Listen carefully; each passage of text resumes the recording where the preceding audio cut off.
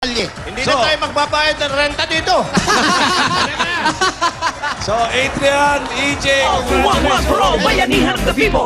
Bayanihan of the people. All for one for all, bayanihan of the people. Bayanihan of the people. All for one. Mula nang una natin mapanood sina EJ at Adrian sa One for All for One, napasin na ang kanilang galing sa loob at labas ng bansa. Ang mga pambato ng barangay, pambato na ng Bulaga, pambato ng Bulaga sa buong mundo. Muli kaming sumugod sa Cavite para alamin ang kanilang kwento at para pakinggan ang masasabi ng mga proud na kabarangay ni EJ at Adrian tungkol sa kanilang pambato at panoorin po natin. Ito na nga.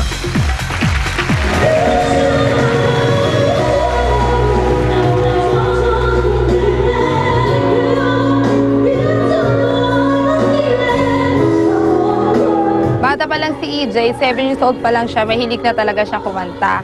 Actually, nung siya ay nakanta sa video okay, akala namin marunong na siya magbasa. Gusto mo nga lang, yung pala sa ulado niya lang yung lyrics ng kanta. Yung mga kanta ni Whitney Houston at Mariah Carey, ang mga unang natuturang kanta. Yung mga matataas na kanta tulad ng I Will Always Love You, I Have Nothing at Through the Rain. Si Jay, bata pa lang niya ang pumupunta na yan sa mga lamay. Pumupunta na para kumanta sa video okay, naghulog ng 5 pesos.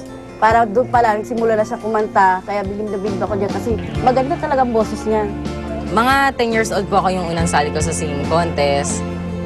Tapos, yung unang sali ko po, hindi po ako pinalad na manalo. Pero sumali pa rin po ako ng sumali hanggang nag-champion na po ako. At saka listen na po talaga yung pinapanglaban ko sa mga singing contest. Marami na rin po ako nasaliang mga singing contest. Siguro po ang pinakamalaki ko pong napanalo na is 3,000. So yung iba po iniipon ko, tapos yung iba po binibigay ko po sa family ko. Pangarap niya talagang maging isang sikat na singer. At kaya biski bago matulog, habang nakahiga siya, kumakanta rin siya. You should have known, now I'm done believing you. Tanggap naman po ako ng pamilya ko. Sa totoo nga po niyan, sport pa nga po ako sa papa kong pulis eh. Kasi po, bunso po ako sa magkakapatid. At saka bata pa lang daw po ako, may kutob na po silang pusong babae po talaga ako. Iwalay na po yung mga magulang ko. Lumaki po ako sa papa ko. Yung mama ko naman po, kamamatay lang po nitong June dahil po sa car accident. Sa darating pong pasukan, gusto ko sanang ipagpatuloy yung pag-aaral ko dahil po pangarap ko rin pong makatapos na pag-aaral. Nung sumali po ako ng One for All, syempre ginusto ko rin pong manalo, pero hindi ko po akalain na magkakatotoo po yun. Umabot po ng 9,700 yung premyo ko, at saka po may cellphone pa. Mula noon, unti-unti na rin pong natupad yung pangarap ko na maging isang sikat na singer. Nag-perform na rin po ako sa Bulaga, tsaka nagkaroon na rin po ako ng music video, at saka nagkaroon na rin po ako ng mga guesting po sa iba't ibang shows. At natupad ko na rin po yung pangarap ko na makaduet ko po yung #1 idol ko na si Miss Rizan Velasquez.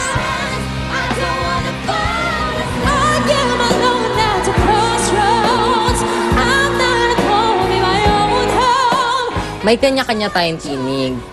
Nasa atin na kung paano tayo maririnig.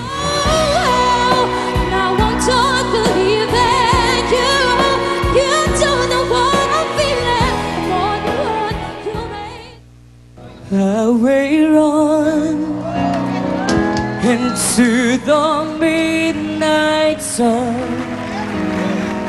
Wheels go round and round, you're on my mind. Si Adrian Lopez ay nung grade 4 siya, lagi ko siyang sinasali sa mga kompetisyon na pinapanalunan naman niya. Lumalaban na po siya dati sa mga singing contest, sa mga school, barangay. Hilig talaga sa music ang pamilya ko. Pati nanay at tatay ko, kapatid ko, kumakanta rin. Yung mga kinakanta nyo noon, yung mga pambabae, yung matataas, tulad ng To Love You More at Kung May Babalik Ko Lang. Mataas pa po kasi ang boses ko noon, nasa elementary pa ako. Nung bandang 14 years old na ako, medyo nagbago na yung boses ko. Natatalo na ako sa mga singing contest. Tinigilan ko ng pagsali. Noong mga panahon ngayon, nagkaroon kami ng problema sa pamilya. Hindi mo kami ng papa ko. Kaya napilitang mamasukan yung mama ko sa Manila. Naisipan kong lumayo para mabuhay mag-isa. Nagtrabaho ako. Sa bote! Sa bote! Lahat sa bote! Maluwag po! Mahirap, pero medyo nasanay na rin ako na walang magulang. Kasi dati, pinapalaga rin naman kami ng mga magulang namin.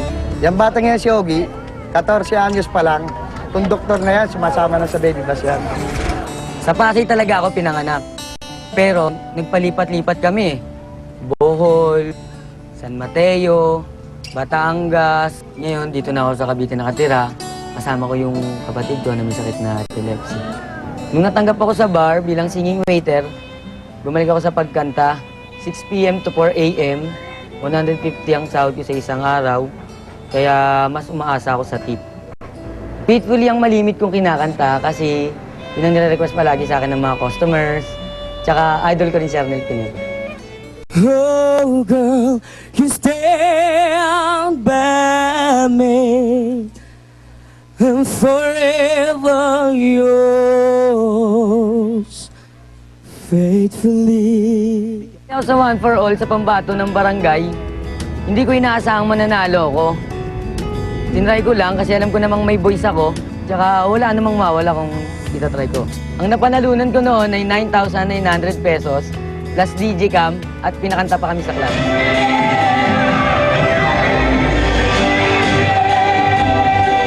I will run into the midnight sun. Nung inibitahan kaming mag-perform sa Itbulaga, kinabahan talaga ako. Hindi ko mapigilan yung manginig yung tuhod ko eh. Sobrang tuwa. Masayang-masaya po. Maraming salamat po. Kasi nga, makasama namin si Miss Rick Jean.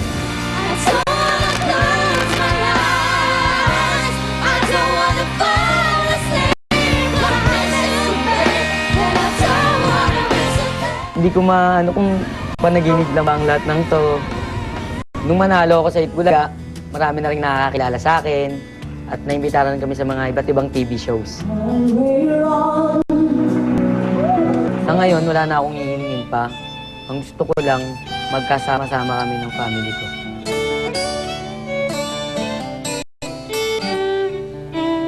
Happy ako na nakita ko ulit yung papa ko after months.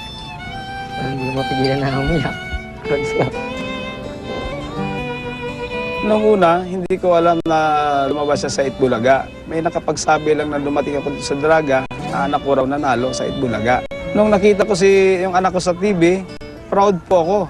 Dahil siyempre, yung ibang tao, binabati ako eh. They say that the road and no face start a family. Right down the line, it's been you and me. Ang buhay ko ay parang kanta. Minsan malungkot, minsan masaya. At habang nasa puso ko ang aking ginagawa, alam kong maabot ko ang aking pangarap. Oh, girl, you stay on by me. I'm forever yours. At eto na nga mga pambato ng barangay sa Cavite at pambato rin ng 8 Bulaga, EJ Salamante and Adrian Lopez.